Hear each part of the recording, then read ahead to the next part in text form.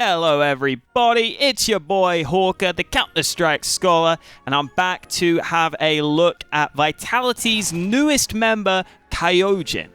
I did a similar video to this when Masuta was first picked up by Vitality, and my overall takeaway was that his aim looked promising at points, but overall, I thought he was going to be a fairly mediocre player for the squad, and I kind of think that's how he's ended up going. But with what I've seen from Kyojin, I think he could be even better than Masuta aim-wise, and I actually think he might have some good fundamentals with his nades and team play compared to Masuta when he was picked up. So let's dive into what to expect from this new addition to the squad. Hey, you. Yeah, you heard me. You watching the video with your hands and your face. Haven't you heard? I'm trying to hit 100k subs by the end of the year. Come on, hit that subscribe button for me. Help me out, and let's get into the video.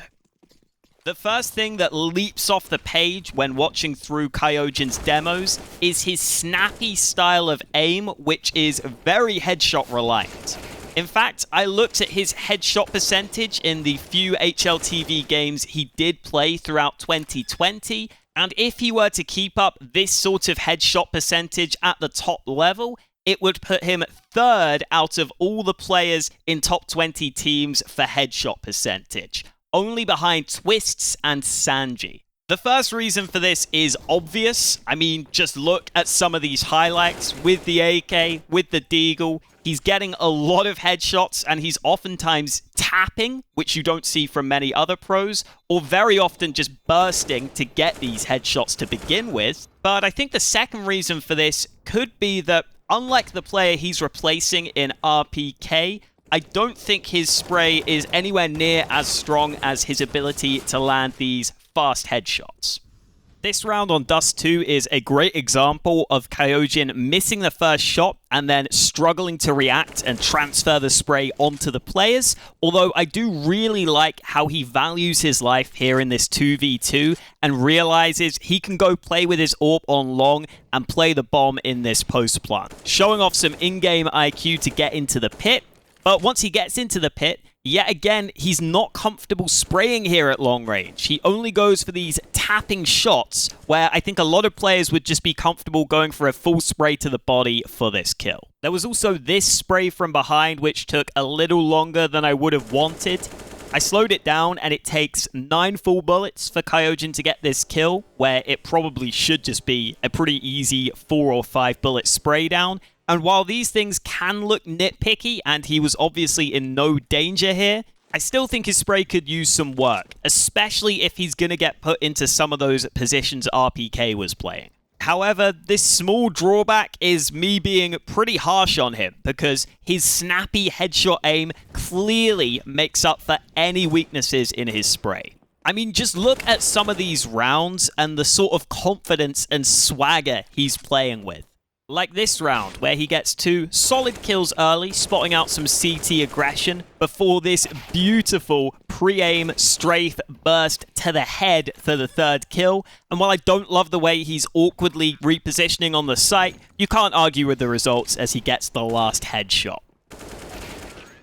Or there was the round I showed earlier, where Kyojin had to force the issue and be the first man in, getting dinked down to 7 health in the process, but was still able to swing on these 3 CT players and burst their heads off just before he gets traded out. Another great display of his headshot style aim. And in the very next round, despite awkwardly doing a bit of team damage here, he doesn't get flustered and pulls off this Nico-esque one-tap. And even though he gets traded out here, I love that he stayed composed enough in this spot and was confident enough to do that. Another big benefit to this aim is it obviously carries through very well to pistol rounds. This is an example of some incredibly difficult shots to land on these players pushing up through short. If you guys have played at home, you know how hard these are to hit, but he hits all of them for one of the cleaner quad kills you are going to see in a pistol round, even if the first man was low and it was just a body shot. And yet again, in the second half pistol, he's able to pick up a USP and pick Royals to pieces with 3 headshots. And while I'm not going to go out here and say he's going to win you every pistol round like this, he's definitely a very good pistol round player, which adds a lot of value. Just in case you weren't believing me and thought that was just one good map, he does the same on Inferno, where he lands this stunning shot to begin with, and then gets flashed in for a second kill on Banana. Lovely stuff. Something that really surprised me, though, was that in the demos I picked, at least, Kyojin actually got a couple of double dinks with just a USP against full buys from his opponents. There was that one on Dust 2, and more impressively, this one on Inferno, where they full send it down mid to win the game, with Kyojin getting 2 kills on 2 double dinks down mid against a full buy. That's ridiculous, and while I don't expect that to be a consistent feature of his game, it definitely helps showcase the sort of aim he has. The difference I noticed when watching these demos compared to when I watched Masuta's demos before he was picked up is that Kyojin is getting these sorts of plays multiple times per map, while Masuta would have maybe one of these sorts of plays every 2 maps. So the consistency on this aim was much, much better for Kyojin in the games I saw. While I don't think Kyojin's spots overlap with RPK's 1-for-1, for example, RPK wasn't playing B site on Dust 2, there was some overlap. They both played A on Inferno, they both played A on Mirage, and even though Kyojin wasn't called upon to hold this B site too often throughout this game, the times he was tasked with holding it, he did a pretty good job with some nice nade timing here alongside some solid kills. And that transitions us nicely into another strong aspect of his game, which I think is his utility usage and team play. I don't think he's elite in these aspects. I don't think he's as good as RPK in these aspects. But considering how young he is and how good his aim is, there's always a real worry with this player that he's not going to know how to play in a team. But I don't think that applies to Kyojin. A good example is here in this round where Heretics are pushing down mid and Banana as a crunch.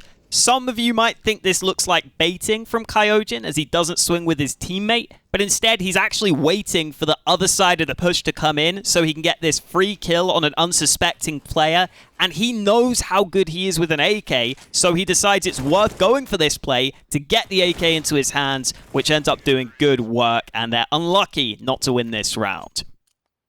An even better example, though, is in this follow-up round, where Kyojin is playing short from Porch. He ends up getting mollied out of position, but instead of just falling back and not taking any damage, he realizes on the macro level, he has to help his teammate Kyo here with some nades. So he is comfortable to stand in the Molotov to throw an incendiary of his own, which ends up being crucial to allow Kyo to have a fair 1v1 fight to begin with and to split up the Nexus push.